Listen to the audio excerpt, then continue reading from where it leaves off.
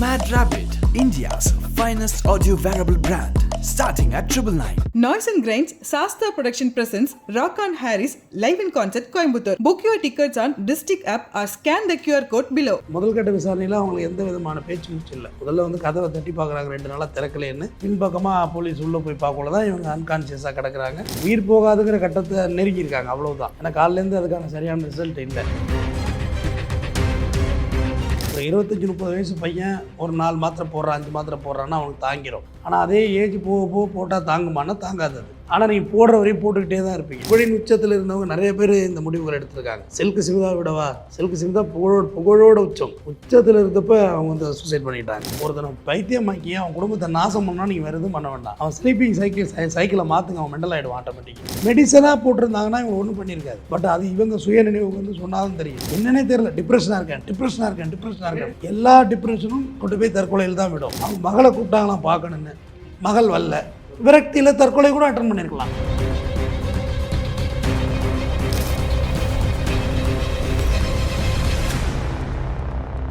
சரி, இப்போ ரீசெண்டாக பிரபலமான நடிகர் PS ராகவேந்திரா அவங்களுடைய மகள் கல்பனா ராகவேந்திரா அவங்க வந்துட்டு சூசைட் அட்டம் பண்ணதா ஒரு செய்தி வந்திருக்கு. அன்கான்ஷியஸ் ஸ்டேட்டில் ஒரு 3 நாளாக வந்து ரூமில் பூட்டின கதவில் அவங்க பாட்டு இருந்திருக்காங்க. இன்டேக் வந்து எப்படி சொல்கிறது, அதிக தூக்க மாத்திரை இன்டேக் பண்ணி அவங்க பாட்டு ஸ்லீப் மோடில் இருந்திருக்காங்க. என்ன காரணமாக இருக்கும் சார், ஏன் அப்படி அந்த ஒரு முடிவு போயிருக்காங்க? விஜயகாந்த் சாரோட புகழ்பெற்ற வைதேகி காத்திருந்தால் படத்தில் அழகு மலர் ஆடன்னு சொல்லிட்டு ரேவதி பரதநாட்டியம் ஆடுவாங்க. அந்த படத்தில் அந்த சீனில் தகப்பனாக இருக்கிறவர் தான் இந்த கல்பனுடைய தகப்பனார், நிஜ அப்பா. அவங்க தமிழ், மலையாளம், தெலுங்கு, கன்னடம் 4 இதுலேயும் இவங்க நிறையா பாடல்கள் பாடியிருக்காங்க. தமிழ்லேயே வந்து சிறப்பான பாடல்கள், மாயாவி படத்தில் ஒரு அருமையான பாட்டு, நிறைய பாட்டு தமிழில் சொல்லப்போனால் ஏகப்பட்ட பாட்டு தமிழில் நிறையா பாடினது குறைவான பாடல்களாக இருந்தாலும் பாடிய அனைத்து பாட்டுமே சூப்பர் ஹிட்டு பாட்டு தான் பாடினாங்க. அவங்க மகள் ஒன்று கேரளாவில் இருக்காங்க, கணவர் வந்து சென்னையில் இருந்திருக்காரு, இவங்க ஹைதராபாத்தில் இருந்திருக்காங்க, தனியாக இருந்திருக்காங்க. இவங்க வந்து பார்த்திங்கன்னா தனிமையிலே ரொம்ப நாள் இருந்திருக்காங்க. இடையில வந்து பால் திறங்கினார் அவரோட ஜீசஸ் கால்ஸ், அதில் கூட இவங்க வந்து இயேசுநாதர் எனக்கு ரொம்ப பிடிக்குன்னு சொல்லி கர்நாடக சங்கீதத்தை வந்து கிறிஸ்டியன் சாங்ஸோட பாடி காமிச்சாங்க. அவங்க நிறையா மேடைகளில் இடையில வந்து முட்டையெல்லாம் அடிச்சுக்கிட்டாங்க. அவங்க முட்டையில் அடிச்சுட்டு கிட்டத்தட்ட என்னோட கெஸ்ஸிங் சரியாக இருந்தால் அவங்க கொஞ்சம் நிறைய உளவியல் பிரச்சனை ஏற்பட்டுருந்துருக்கலாம். இல்லாட்டி அப்படி இந்த மாதிரியான ஸ்டேஜுக்கு போக மாட்டாங்க. ஏன்னா புகழின் உச்சத்தில் இருந்தவங்க நிறைய பேர் இந்த முடிவுகள் எடுத்திருக்காங்க. சில்க் சிமிதா விடவா, சில்க் சிமிதா புகழோட உச்சத்தில் இருந்தப்ப அவங்க வந்து சூசைட் பண்ணிட்டாங்க. அதுக்கான அவசியமே ஏற்பட்டிருக்க வாய்ப்பு இல்லை. பட் அவங்க பண்ணிக்கிட்டாங்க.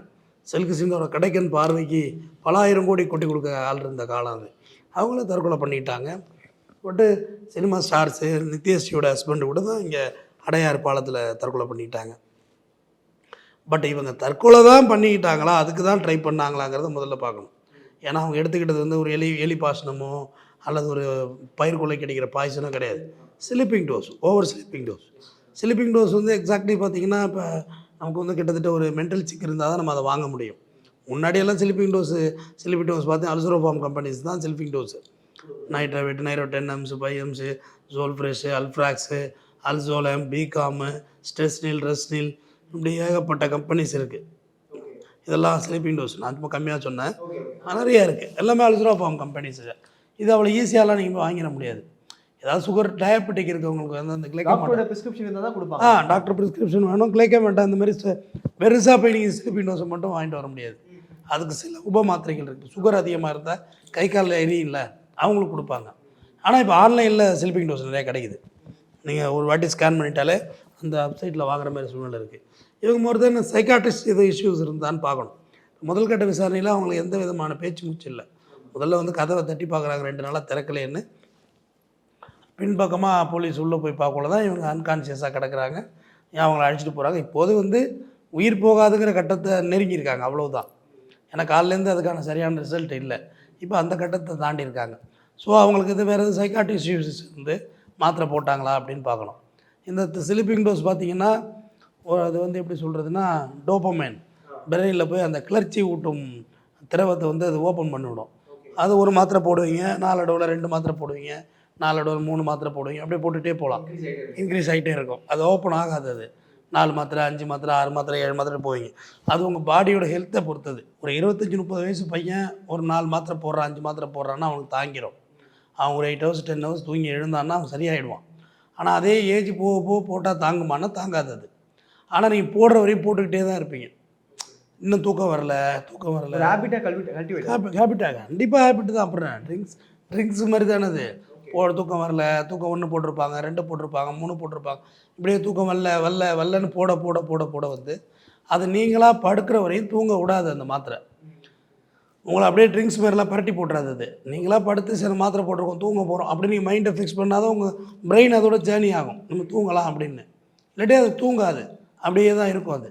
இந்த தூக்க மாத்திரை போட்டோன்னு என்ன ஆகுன்னா, எப்படி உங்களுக்கு தூக்கம் வருதோ, தூக்கம் வந்து கண்ணு மட்டும்தான் மூடி இருக்கும், மற்ற உடம்புல உள்ள அனைத்து ஆர்கனும் வேலை செஞ்சுட்டு தான் இருக்கும். காது கேட்கும், மூக்கு சுவாச ரெஸ்பிரேட்டரி சிஸ்டம் வேலை செய்யணும், ஹார்ட் வேலை செய்யணும், கிட்னி பிளட் அலசி ஊற்றணும், லிவர் அதுக்கான வேலைகளை ஃபங்க்ஷன் பண்ணணும், எல்லா ஃபங்க்ஷனும் வேலை செஞ்சுக்கிட்டு தான் இருக்கும். உங்களை ஏதாவது கடிச்சிதுன்னா வலிக்கும், சவுண்டு கேட்டால் காது கேட்டு முழிக்கணும், எல்லா ஒர்க் அவுட் நடந்துக்கிட்டு தான் இருக்கும். நீங்கள் மட்டும்தான் ஆப்ஷன்ஸாக இருப்பீங்க. இது ஓவர் டோஸாக போகல என்ன ஆகுன்னா, தூக்க மாத்திரை ஓவராக போகல எல்லா உறுப்பும் ஒன்றா வேலை செய்யாது. முதல்ல காது கேட்காது, யாராவது பக்கத்தில் சத்தம் போட்டால் கூட உங்களுக்கு தெரியாது, நீங்கள் அன்கான்சியஸாக தூங்கிட்டு இருப்பீங்க. அடுத்தது ஹார்ட் பீட் குறைய ஆரம்பிக்கும், லங்கோட எஃபெக்ட் குறைய ஆரம்பிக்கும். இப்போ எல்லோரும் என்ன நினச்சிக்கிட்டு இருக்கோம், சுவாசம் விரிஞ்சி மூடுறதுனால நமக்கு மேலே வந்து போகுதுன்னு தானே படிச்சிருக்கோம், அப்படி தானே எல்லாம் யோசிச்சுக்கிட்டு இருக்கோம். கிடையாது. பட் மெடிக்கல் ரீதியாக நம்மளோட செஸ்ட்டு மசில்ஸ் விரிஞ்சி மூடுறதுனால தான் உள்ள லங்கை வேலை செய்யுது. ஓகே, இது கூட நேற்று தான் ஒரு மருத்துவர்கிட்ட கேட்டேன், இந்த இஷ்யூஸ் பிறகு தான் மருத்துவர் கொடுத்த எக்ஸ்ப்ளனேஷன். அவர் இப்போ போஸ்ட்மார்ட்டம் பண்ணுறவர், இது லங்கு விரியறதுனால மாறு விரியலப்பா, இந்த மசில் உனக்கு அப்டவுன் பண்ணுறது தான் உள்ளே வேலை செய்யுது, இதை ஸ்டாப் பண்ணிட்டாலே உள்ளே நீ ஸ்டாப் ஆகிடுவ. உன் நெஞ்சு மேலே யாராவது ஏறி உட்காந்தாலே ஆட்டோமேட்டிக் நீ செத்து தான் போவ, மூச்சு முட்டி போயிடும் அப்படின்னு ஒரு விளக்கம் கொடுத்தாரு. ஸோ அதனால் ஒன்று வேலைகளும் ஸ்டாப் ஆக ஆரம்பிக்கும். ஏன்னா பிரெயின் தான் ஆர்டர் போடணும், உனக்கு தாகமாக இருக்குது தண்ணி குடி அப்படி பிரெயின் சொல்லணும். பட் நீ பிரெயினை தான் தூங்க வச்சிடறீல மாத்திரை போட்டு, ஆட்டோமேட்டிக் எல்லா உறுப்புகளும் வேலை செய்யாது. மூச்சு இழுத்து விடணும், கொஞ்சம் ப்ரீத்திங் குறையுதுன்னு வேகமாக இழுத்து விடுனா மூளை சொல்லி செஞ்சால் தானே இழுத்து விட முடியும். அதுதான் இப்போ இவங்களுக்கு ஏற்பட்டிருக்கு. இவங்களுக்கு மாத்திரை ஓவராக போட போட போட போட அவங்களால சொல்ல முடியல, எழுந்து கதவை திறக்க முடியாது, தட்டுறதெல்லாம் உணர்கிற அளவுக்கு இருக்காது. கண்டிப்பாக ஒரு 3 நாள் தொடர்ந்து தூக்கத்தில் இருந்தாலும் எவ்வளோ மாத்திரை 3 நாள் தொடக்கத்திலே மாத்திரை அப்படின்னு கேட்டால் என்னுடைய ஒரு எக்ஸ்பீரியன்ஸ் ஒரு 20லேருந்து 25 மாத்திரை போட்டிருக்கலாம். ஏன்னா 8 மாத்திரை 10 மாத்திரைலாம் கிளம்பிடுவாங்க, அதெல்லாம் விஷயம் இல்லை. அதெல்லாம் ஒன்று 5 mg ஒரு மாத்திரை வச்சேங்க, NNG 40 mg அவ்வளோதானே, வேறு என்ன செஞ்சிட போகுது. இல்லை அப்போ 10 mgயில் வச்சேங்க 10 மாத்திரை 100 mg, 300 மில்லிகிராம் தானே. பேராசிட்டமால் 650 மில்லிகிராம் போடுறீங்க, ஆனால் அதில் டிஃப்ரெண்ட் இருக்குது. இதோட மில்லிகிராம் வேறு, அதோட மில்லிகிராம் வேறு, நம்ம கன்ஃபியூஸ் பண்ணிக்கூடாது. அது 650 mg நம்ம ஒரு டோலோ போடுறோம், இது வேறு 10 mg தான். இதோட ஒர்க்கே வேறு. இதோட ஒர்க்குமே உங்கள் ஆர்கனை தூங்க வைக்கிறது. உளவியல் பிரச்சனை இருக்கிற மனநோய், தூங்குன்னு எல்லாம் தூங்க வச்சா அவன் சரியாயிடுவான், ரெஸ்ட் ஆகி கொஞ்சம் ரெஸ்ட்லெஸ்லேருந்து ஃப்ரீ ஆவான்.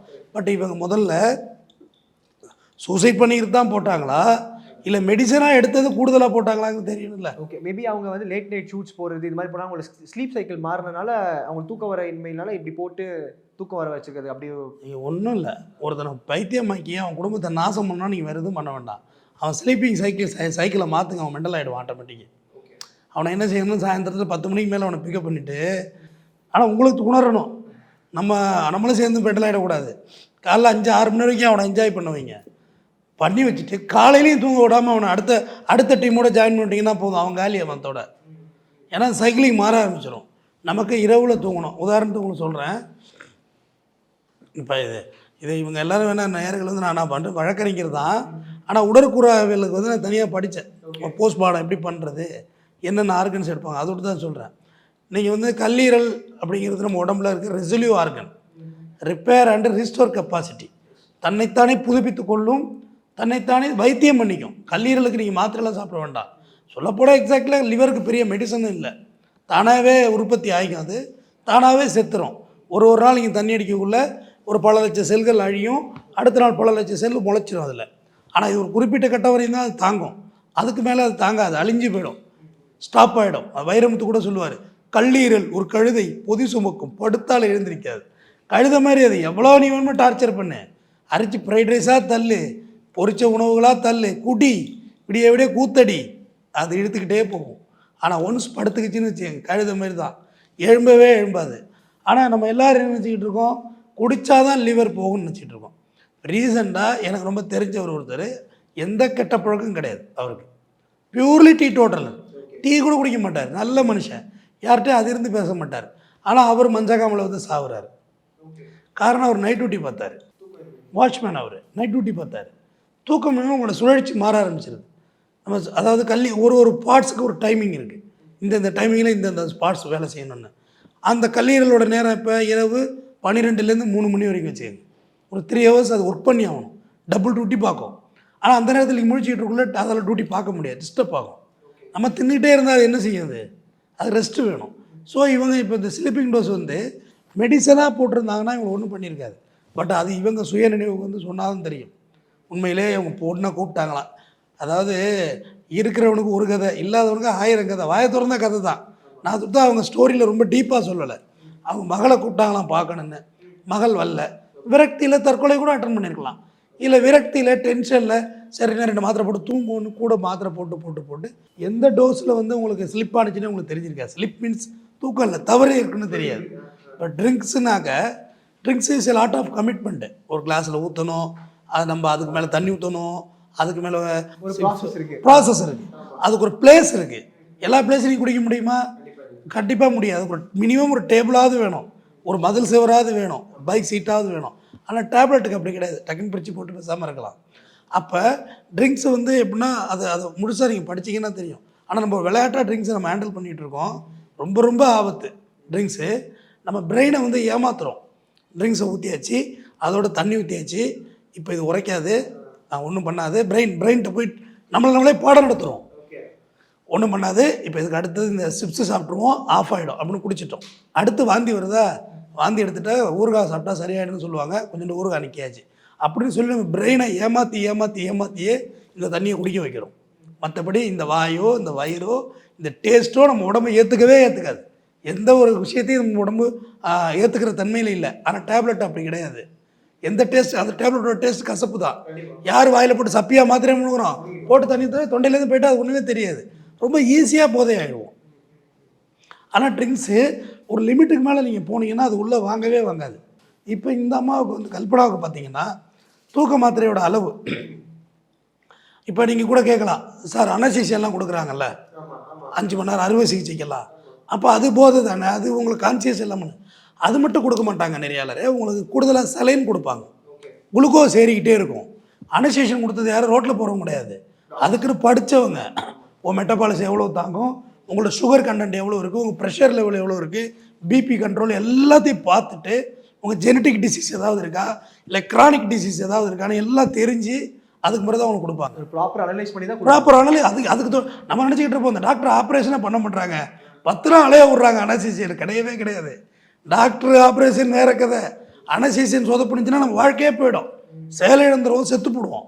அதனால தான் உங்களை எல்லாரும் டெஸ்ட் பண்ணிட்டு தான் உங்களை ரொம்ப லேட்டாக கொடுப்பாங்க. அதுவும் சில பேர் சர்ஜரி அவங்கள முடிச்சுக்குவாங்க. அப்போ கூடவே இருந்து மறுபடியும் டோஸ் ரேஸ் பண்ணணும், நிறைய வேலை இருக்குது. அதோட ப்ராசஸே வேறு. உங்களுக்கு சலைன் இருக்கும், கூடுதலாக மெடிசன் ஏற்றுவாங்க, திடீர்னு விட்டமின்ஸ் வேணால் விட்டமின்ஸ் எல்லாம் பாட்டிலில் ஏறிக்கிட்டே இருக்கும்.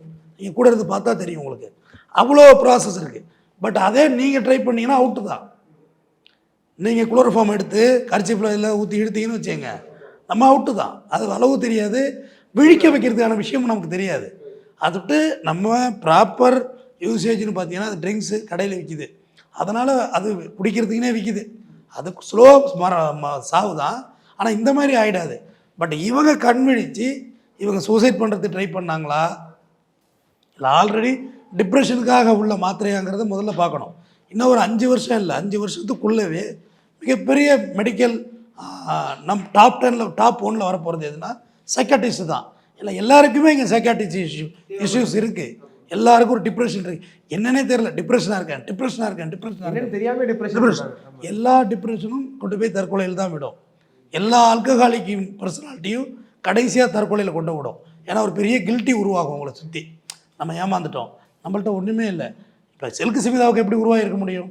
அவங்கள விட புகழோட உச்சத்தில் யார் இருந்துட போகிறாங்க, பணத்தோட உச்சத்தில் இருந்துட போகிறாங்க. ஏங்க லக்ஷ்மண் சுருதி ஓனரு ஆர்கெஸ்ட்ரா முடிச்சுட்டு வந்து அப்படியே சூசைட் பண்ணிட்டார். எப்படி இன்றைக்கி அவ்வளோ பெரிய ஹார்ட் ஆஃப் சிட்டியில் இவ்வளோ மெயினில் அவங்களோட கடை உண்டு, அப்போ அவங்களுக்கும் அந்த பிரச்சனை இருந்துக்கிட்டு தானே இருந்திருக்கு. Shankar IAS academy, Shankar sir எப்படி செத்தார்? சூசைட் தான் பண்ணிட்டார். சைக்காட்டிஸ்ட் டாக்டர் பேரே எனக்கு தெரியும், திருவாரூரில் அவர் அவங்களே தற்கொலை பண்ணியிருக்காங்க. அவங்கள சீஃப் டாக்டர் அவர் எனக்கு தெரியும், ஏஜ்டு பர்சன், அவரே தற்கொலை தான் பண்ணிக்கிட்டாரு. பட் அவருக்கு தெரியாதா நம்ம மெட்டபாலிசம் வந்து ஏதோ குழப்படி பண்ணுது, நம்மளே சாவ சொல்லுதுன்னு. ஆனால் அவரால் உணர முடியல. அதுதான் நம்மளுடைய உடம்புடைய மிகப்பெரிய தன்மை.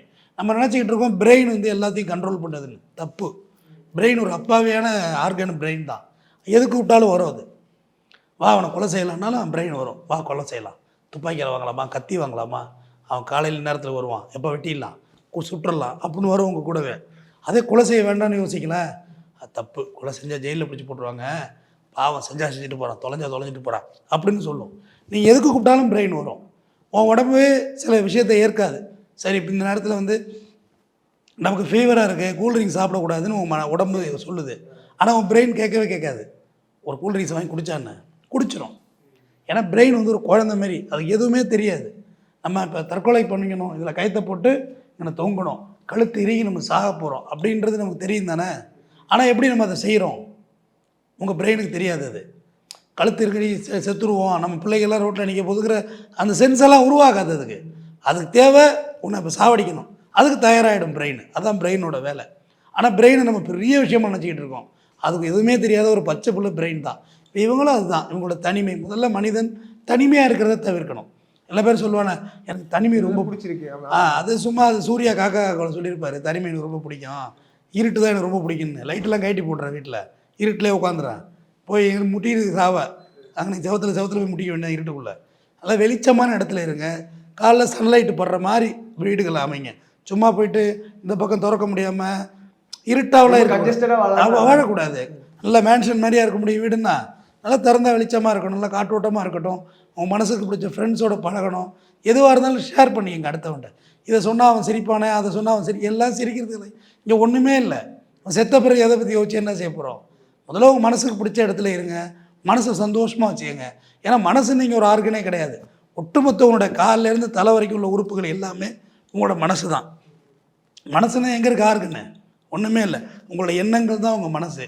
உங்கள் எண்ணங்களை எந்த அளவுக்கு தூய்மையாக வச்சுக்கிறோமோ அந்த அளவுக்கு நம்மளுடைய வளர்ச்சி இருக்கும். சரி, அதாவது இப்போ 3 நாளாக வந்துட்டு எந்த ஒரு கான்டாக்டும் இல்லாமல் வீட்டில் வேலை செய்கிறவங்க கூட கண்டிப்பாக வந்து கதவு தட்டியிருப்பாங்க சார். அவங்களுக்குமே சஸ்பிஷியஸ் தெரிஞ்சிருக்காதா சார்? 3 நாள் தொடர்ந்து கதவு திறக்கல, வீட்டு சைட்லையுமே வந்து எந்த ஒரு அப்டேட்டும் இல்லை, இப்போ வாட்ஸ்அப் எல்லாமே இன்ஸ்டா இந்த மாதிரி ஆன்லைனில் தான் இயங்குது. அப்படின்னா ஆன்லைன் வரல 3 நாள் எங்கே ஆள் எல்லாமே தெரியல அப்படின்னு சொல்லிட்டு கேட்பாங்களே சார் ஃபேமிலியுமே? அது நம்ம நினச்சிக்கிட்டு இருக்கோம். 3 நாள் உங்கள் செல்லை சுவிட்ச் ஆஃப் பண்ணிட்டு போங்க, யாராவது அவங்க தேடுறாங்களான்னு பார்ப்போம். அதை யாரும் தேட மாட்டாங்க. இந்த வாட்ஸ்அப்பை, ஃபேஸ்புக்கு, இன்ஸ்டாகிராம் அன்இன்ஸ்டால் பண்ணுங்களேன், உடனே உங்களை ஏன் அன்இன்ஸ்டால் பண்ண யார் கேட்க போகிறாங்களா? அதெல்லாம் நத்திங். நம்மளா நினச்சிக்கிறோம் நம்ம இல்லாட்டி இந்த உலகமே இயங்காது அப்படிலாம். அதெல்லாம் ஒன்றும் இல்லை. அப்படிலாம் யாரும் யோசிக்க மாட்டாங்க. காலையில் எத்தனை கால் நம்ம வீட்டிலேருந்து வரப்போகுது, ஒன்றுமே இல்லை.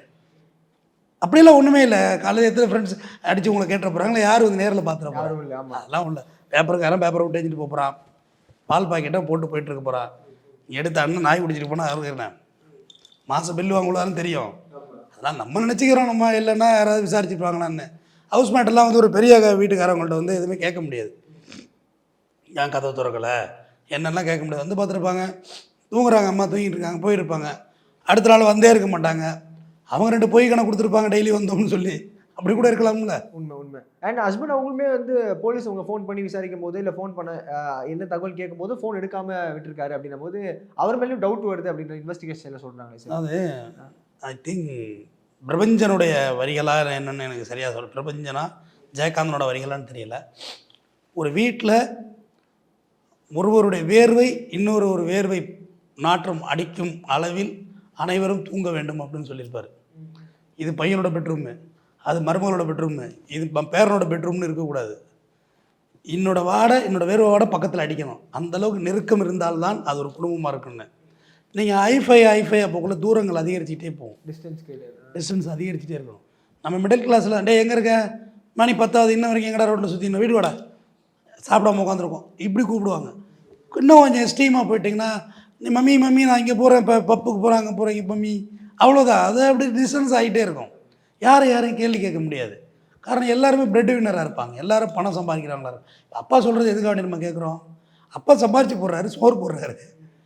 நம்ம சம்பாதிக்க ஆரம்பிச்சோம், அப்பா பேசுகிறது நம்ம கேட்குறது இல்லைல்ல, வாய்மிட்டு போய் எனக்கு தெரியும் அப்படி போகிறது இல்லையா, காரணம் பிரெட் வினர் ஆயிடுறோம். இப்போ அந்த மாதிரி குடும்பங்களை பார்த்தீங்கன்னா எல்லோரும் தனித்தனியாக சர்வே பண்ணுவாங்க, எல்லோரும் தனித்தனியாக ஏர்ன் பண்ணுவாங்க, இண்டிபெண்ட் ஆகிடுவாங்க. கரெக்ட், இண்டிபெண்ட் ஆகிடுவாங்க.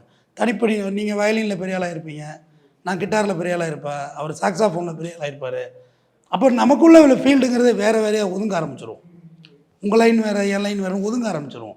அப்போ அந்த சர்க்கிளே வேறு மாதிரி இருக்கும். எப்படி காலேஜ் போனால் பீர் அடிக்கணும், காலேஜ் போனால் தம் அடிக்கணும் ஒரு சினாரியோ கட்டமைக்கிறோம்ல, அது எப்படி வந்துச்சு, சினிமாக்கள் கற்றுக் கொடுத்துச்சு. அந்த சர்க்கிள் வேறு மாதிரி உருவாகும். அதுட்டு ஒருத்தர் கேட்டுக்க முடியாது, ஏன் என்ன எதுக்கு. இப்போ அவங்க வீட்டுக்காரரை கேட்டால் அவர் வீட்டுக்காரர் இங்கே இருக்கேங்கிறாரு, மெட்ராஸ் ஏன் பொண்டாட்டி 2 நாள் போனீங்களா, எப்போயாவது தான் அடிப்பேன் அப்படின்றாங்க. அவ்வளோதான், அதுக்கு மேலே பதில் என்ன இருக்குது? கால் ஹிஸ்ட்ரி எடுத்து பார்த்தா தெரிய போகுது, டெய்லி அடிச்சிருக்காருன்னு. எப்போயாவது தான் அடிப்பேன், முன்ன பின்ன அவங்க கான்வர்சேஷன் ஏதாவது பெருசாக அவ்வளோதான், ஒன்றும் இல்லை, எப்போயாவது தான் அடிப்பேன், அவ்வளோதான். ஏன்னா அவங்க ஒரு வேலையாக இருப்பாங்க நிறைய ஆளு. இப்போ இந்த பாரு கால் பூரா வந்து கிடக்கு, நான் எடுக்கலை, திருப்பி நான் ரிப்ளை பண்ணால் தான் உண்டு இந்த ஃபோனுக்கு, பண்ணலைன்னா நாளைக்கு தான் பண்ணணும். அவங்களும் 2 வாட்டி அடித்து பார்த்துட்டு போயிட்டாங்கன்னா அப்புறம் எப்படி என்னை காண்டாக்ட் பண்ண முடியும்? ஸோ அவங்க கமிட்மெண்ட்டில் இருக்குள்ள உங்களுக்கு கால் வந்துருக்கு, உங்கள் ஃபோனு கூட தான் வருது, ஏன் ஃபோன் எடுக்கலைங்கிறதெல்லாம் கொஸ்டின்ஸ்லாம் இருக்காது. அது டிமாண்ட் இருந்தால் மட்டும்தான் அந்த கொஸ்டின்ஸ் இருக்கும். நீ கடன் வாங்கி வச்சுருக்கணும், கடன் வாங்கிட்டு ஏன் ஃபோன் எடுக்க மாட்டேன்னு கேட்பாங்க. எதுவுமே கமிட்மெண்ட் இல்லை, உங்கள்கிட்ட நிறையா ஃபோனாக இருக்குது, நீங்களே யாருக்கு எதுவும் கொடுக்க வேண்டியது இல்லைன்னா உங்கள் ஃபோனை எடுத்தானே எடுக்கலன்னா என்ன? நம்ம சும்மா கற்பனை பண்ணிகிட்டு இருக்கோம், ஃபேஸ்புக்கில் ஒரு போஸ்ட்டை போட்டு லைக் பண்ணியா கமெண்ட் பண்ணியான்னு. அடுத்த கட்ட ப்ரொஃபைல் இருக்கவங்களாம் அதை பார்க்குறதே கிடையாது, போஸ்ட்டே போடுறதில்ல, அவங்க பாட்டுக்கு அவங்க வேலையை பார்த்துட்ருக்காங்க. நம்ம தான் ஏதாவது போட்டுட்டு சண்டை போட்டுட்டு கீழே 50,000 கமெண்ட்டில் சண்டை போடுறோம். அடுத்த கட்ட லெவலில் உள்ளவங்க அதை பண்ண மாட்டாங்க. ஸோ அதுமாரி தான் இப்போ இந்த கல்பனாவோட லைஃப் ஸ்டைல்லாம் பார்த்தீங்கன்னா அவங்க துறை மியூசிக் துறை, அது இசை தலைமையெல்லாம் நிறைய பேர் வச்சு இப்படி கட்டி ரப்பர் பேண்ட்லாம் போட்டிருக்காங்களே இசை, நம்ம ஆண்களே சொல்கிறார். சட்டப்பட்டன் இந்த பட்டன் இங்கே ஒன்று போட்டிருக்கோம், இந்த பட்டன் ஒன்று போட்டிருக்கோம், பார்த்துருக்கீங்களா? ஜனநாதன் சார் ஏற்கனவே மறைந்த இயக்குனர் பார்த்தா இங்கே ஒரு பட்டன் போட்டிருந்தது, இங்கே ஒரு பட்டன் போட்டிருந்தது. எனக்கு ஒரு கம்யூனிஸ்ட்டில் தோழர் சட்டப்பட்டன் ஏறி மாற்றி அட உடம்பு தோழர் இது இருந்தால் என்னங்க, அவங்களுக்கு ஒரு பற்றற்ற நிலை போயிடும். இது என்ன இருந்துட்டு போகுது, இதெல்லாம் ஒரு விஷயமா, அவங்க மனநிலை. நம்ம தான் அட்டென்ஷன் சீக்வன்ஸில் ட்ரெஸ் நீட்டாக போடணும், சட்டை கிழிஞ்சே இருந்தால் தான் இப்போ யார் உங்களை கேட்க போகிறா? அதெல்லாம் ஒன்றும் இல்லை, நத்திங். நம்மளே கற்பனை பண்ணிக்கிறோம், நம்மளை எல்லோரும் பார்க்குறாங்க, நம்ம யார் நம்மளெல்லாம் பார்க்கல. நீங்கள் சும்மா சட்டை கேட்டு போட்டு கொடுத்து போங்க, யாரும் பார்க்க போகிறதில்ல, உங்களை யாரும் கேட்க போகிறதும் இல்லை. அது மாதிரி தான் ஒரு குறிப்பிட்ட லெவலுக்கு மேலே நம்ம லைஃப் லிஃப்ட் ஆகிடுச்சுன்னா அதெல்லாம் கண்டுக்க மாட்டாங்க, கேட்க மாட்டாங்க. கண் விழித்து நல்லபடியாக வரட்டும், தொடர்ந்து பேசுவோம். சிறப்பு சார், நேரத்துக்கு ரொம்ப நன்றி. Thank you sir. நன்றி sir. Mad Rabbit, India's finest audio wearable brand, starting at 999. Noise and Grinds Sasta Production presents Rock on Harris live in concert Coimbatore. Book your tickets on District app or scan the QR code below.